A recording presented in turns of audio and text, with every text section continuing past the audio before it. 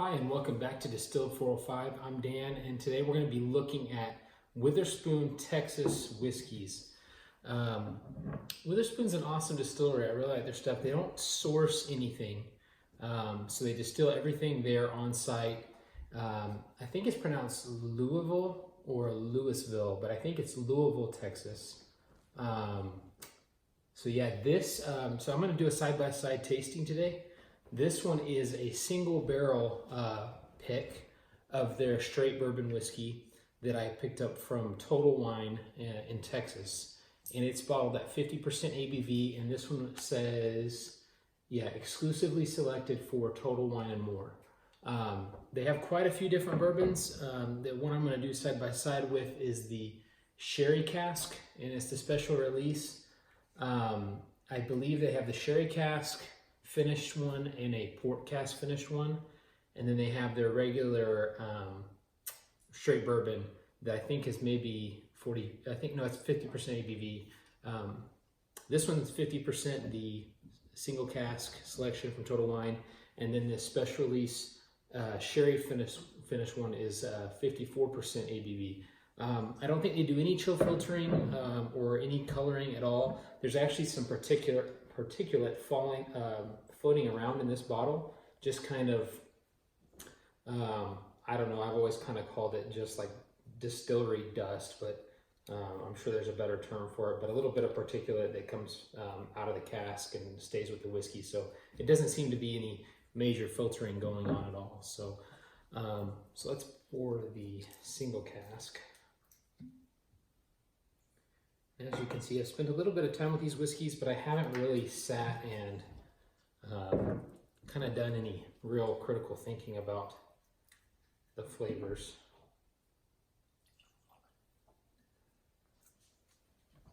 I like the bottles. They're really heavy duty and definitely craft looking. Very cool. On the nose,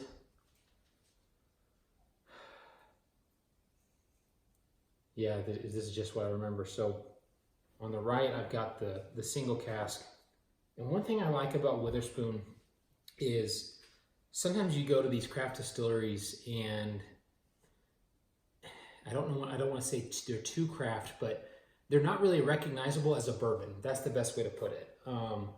And especially when you're coming from Main Street bourbons like Maker's Mark and Buffalo Trace and any of those, the big names out there, Knob Creek, things like that, they're not very recognizable, the craft distilleries sometimes, and they can almost be too out there or too different. This is definitely different, but it's definitely bourbon. It's definitely recognizable as bourbon.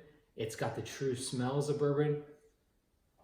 Immediately, I'm getting all the typical bourbon smells.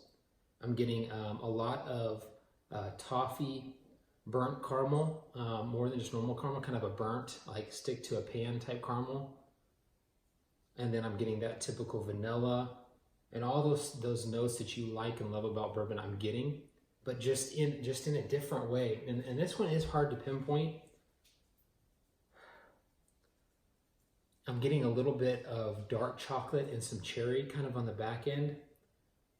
But up front, it's just that typical, I hate to say typical bourbon, but it is. It's very, sorry, my dog. Oh, Charlie, hush.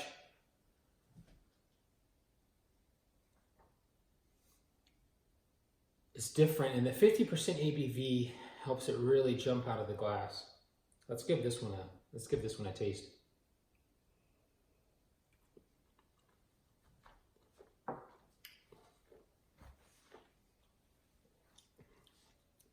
The 50% ABV helps this whiskey so much. The flavor is awesome, but the 50% really backs it up. Mouth coating, kind of a very dry bourbon, I would say. It makes your mouth feeling very, very dry and almost cotton mouth-ish. The same bourbon notes on the taste.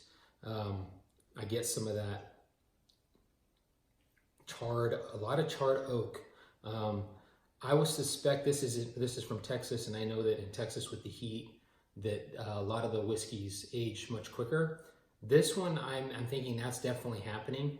And I would also say this would be probably, in my opinion, for somewhere for Texas, like 4 to 6 years old. Maybe that's a little bit too old, but it's definitely got that char and that oak, those oak tannins, but in a good way, not in a bitter way, but in a very flavorful vanilla, caramels, toffees, all those typical bourbon notes that you really love in a bourbon.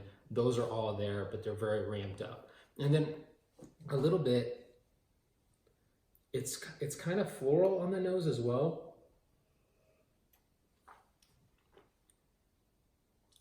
And on the palate, it transfers, that floral kind of nose transfers to almost more of a dark red fruits taste on the palate.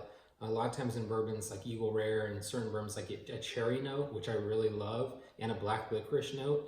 This bourbon has both of those. So let's move on to the sherry finished one, ramping it up to 54% ABV. And this says sherry cask finished, and it's got a bottle number and a barrel number, so also a single barrel, just sherry finished.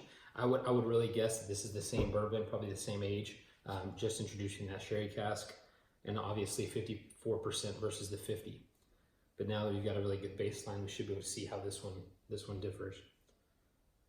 Wow, yeah. If you were just to pick this one up, you probably wouldn't get the sherry, but having the first one with that baseline, that sherry just pops out. It's huge, and you notice it. Major dark, deep red fruits.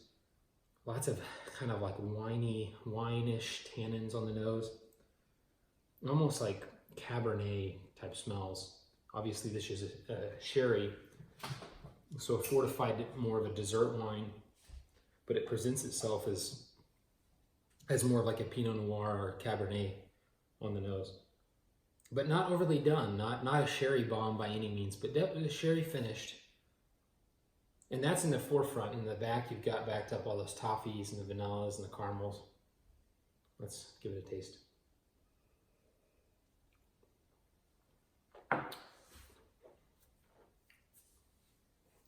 Wow.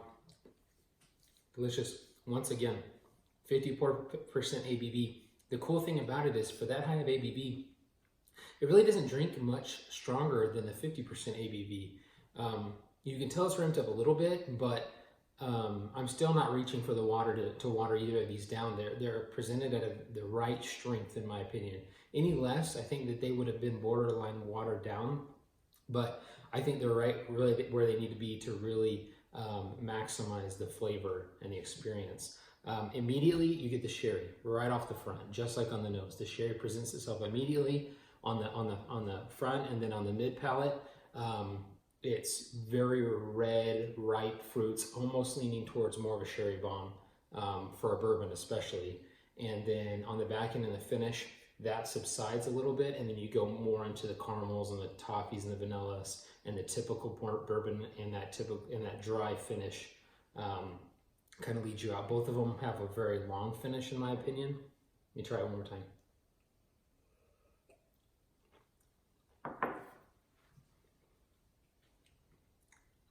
Yep.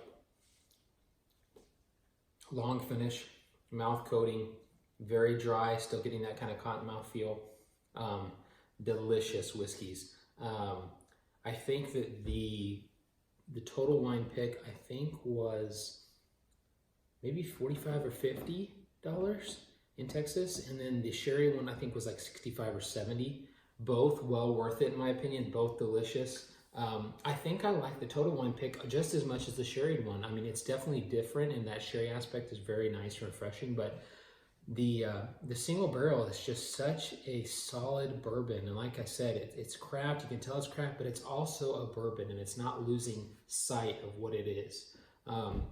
Both good bourbons. I would actually absolutely buy them both in a heartbeat again. I actually went to the distillery a few years ago, and the people couldn't have been nicer. It's really cool. Small distillery, nice tasting room. So if you ever get out to that part of Texas, definitely give them a shout out. Go check them out. And yeah, thanks for watching. Hit that subscribe button and that like button, and we've got more content on the way, and hopefully some more whiskey, bourbon, rum tastings coming up. So thanks for watching.